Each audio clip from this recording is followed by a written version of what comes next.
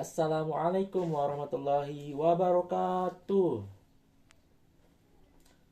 Gimana kabarnya anak-anak? Sehat? Alhamdulillah, luar biasa, dahsyat. Baiklah, mengawali kegiatan pembelajaran hari ini, Bapak minta kepada ketua kelas untuk memimpin doa. Siapa ketua kelasnya di sini? Kamu? Ya, silakan.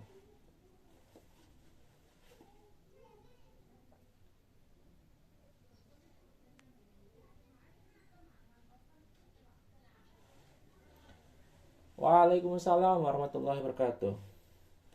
Selanjutnya, Bapak akan absennya. Baiklah, Bapak akan absen. Pertama, Ahmad Sofyan hadir. Ahmad Khairul Hadi, Ahmad Wahyu Ramadhani, Ali Antasa, Bagaimana, Bayu Rahman, Muhammad Asrobi, Muhammad Asnui, Wanda, semuanya hadir ya? Alhamdulillah.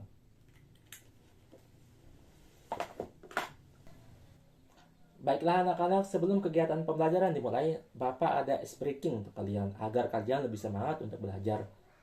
Kalau Bapak bilang Quran hadis, kalian bilang pedoman hidupku. Selanjutnya kalau Bapak bilang belajar Quran hadis luar biasa, Allahu Akbar, asik, menyenangkan, bilang gitu ya. Oke, kita mulai. Quran hadis. Belajar Quran hadis. Quran hadis, pedoman hidupku. Belajar Quran hadis luar biasa, Allahu Akbar, asik, menyenangkan. Anak-anak, hari ini kita akan belajar dua sumber hukum utama dalam Islam, yaitu Al-Quran dan hadis. Keduanya adalah pedoman kita sebagai muslim, maka dari itu mari kita pahami dengan baik. Pertama, pengertian Al-Quran. Ada yang tahu di sini apa itu pengertian Al-Quran? Kamu? Ya, benar. Kamu? Ya, benar. Kata Al-Quran secara bahasa berasal dari kata qoro'a, yang artinya bacaan. Artinya bacaan. Selanjutnya, menurut istilah Al-Quran adalah kalamullah yang diturunkan kepada Nabi Muhammad SAW melalui perantara malaikat Jibril. Diriwayatkan secara mutawatir, ditulis dalam bentuk mushaf dan membacanya bernilai ibadah. Itu dia pengertian Al-Quran secara istilah. Barang siapa yang membaca satu huruf dari Al-Quran, maka baginya satu kebaikan. Satu kebaikan dibalas dengan 10 kebaikan. Kata Nabi, aku tidak mengatakan alif lam mim itu satu huruf, tapi alif satu huruf, lam satu huruf, mim satu huruf. Maka kita akan mendapat 30 kebaikan.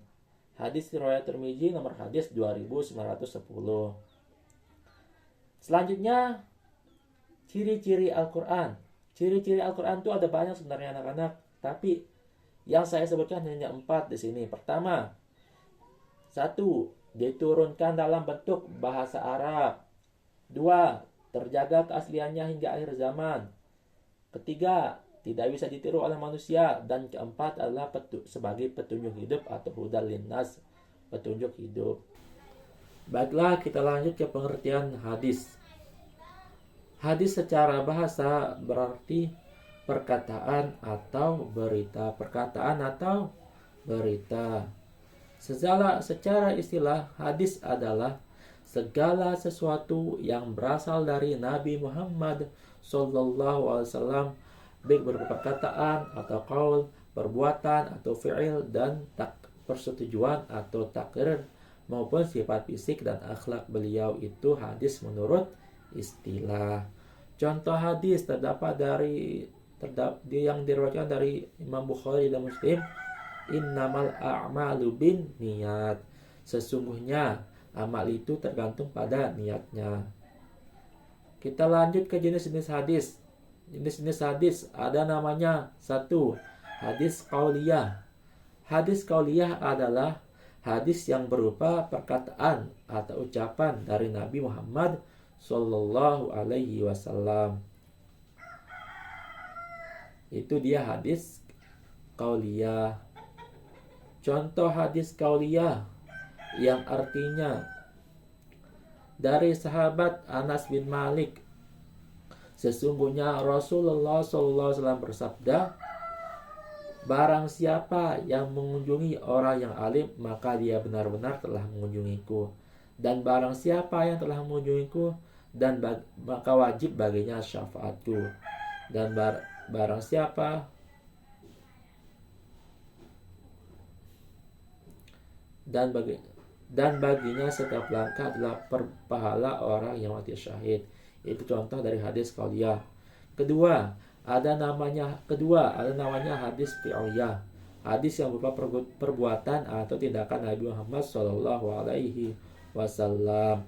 Contohnya dari Malik bin Al-Khuwairits radhiyallahu anhu, ia berkata bahwa Rasulullah SAW bersabda, "Salatlah kalian dengan cara sebagaimana kalian melakukan salat." Hadis riwayat Bukhari dan Ahmad. Itu dia contoh hadis dari fi'liyah.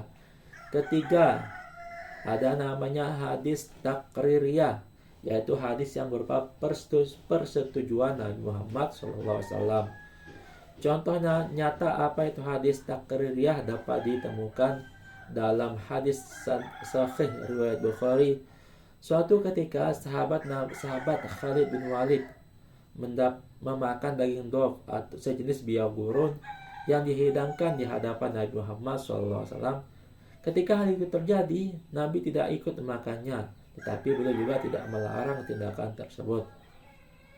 Hal ini menunjukkan bahwa memakan daging dof atau biawak gurun adalah sesuatu yang diperbolehkan dalam Islam, meskipun tidak menjadi kebiasaan Nabi Muhammad Sallallahu Alaihi Wasallam.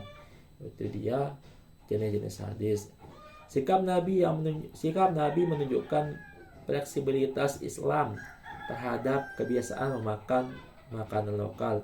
Selama tidak ada dalil yang jelas melarangnya, hal ini menjadi pelajaran penting tentang penghormatan terhadap tradisi lokal tidak bertentangan dengan syariat.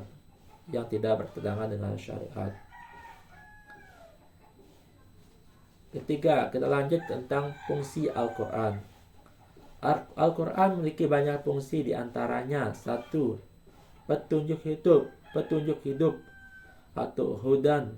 Kitab Al-Quran ini tidak ada keraguan padanya, petunjuk bagi orang-orang yang bertakwa. Quran surat Al-Baqarah ayat 2. Surah kedua. Kedua, sumber hukum utama dan kami turunkan kepadamu kitab Al-Quran menjelaskan segala sesuatu. Quran surat An-Nahl ayat 89. Ketiga, sebagai pembeda benar dan salah Al-Furqan. Maha suci Allah yang telah menurunkan Al-Furqan atau Al-Quran kepada hambanya. Keempat, penyembuh dan rahmat. Dan kami turunkan dari Al-Quran sesuatu yang menjadi penawar dan rahmat bagi orang-orang yang beriman. Quran surat Al-Isra ayat 2. Kita lanjut ke fungsi hadis. Pertama, hadis berperan sebagai 1. Penjelas atau bayan Al-Quran. Penjelas atau bayan Al-Quran. Contoh, Al-Quran memerintahkan sholat. Al-Baqarah ayat 40. Tata cara sholatnya dijelaskan dalam hadis. Kedua, sumber hukum kedua setelah Al-Quran. Contoh, larangan memakai emas dan sutra bagi laki-laki hanya ada dalam hadis. Ketiga, menghususkan yang umum dalam Al-Quran. Contoh, Al-Quran melarang memakan binatang yang disembelih tanpa menyebut dengan nama Allah. Quran surat Al-An'am ayat 121. Lalu hadis menjelaskan binatang apa saja yang halal dan yang haram. Keempat, menetapkan hukum baru. Contoh, hukum waris bagi nenek tidak ada di dalam Al-Quran, dijelaskan dalam hadis. Itu dia materi kita hari ini. Baiklah, pada pertemuan kali ini Bapak harap kalian bisa mengetahui apa pengertian Al-Quran dan hadis dan bisa mengamalkannya dalam kehidupan sehari-hari.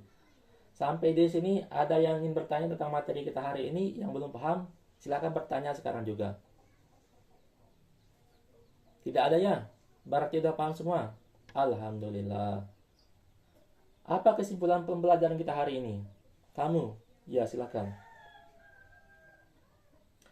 Betul. Tepuk tangan untuk kita semua. Mengakhiri pembelajaran hari ini, dimohon kepada ketua kelas untuk memimpin doa.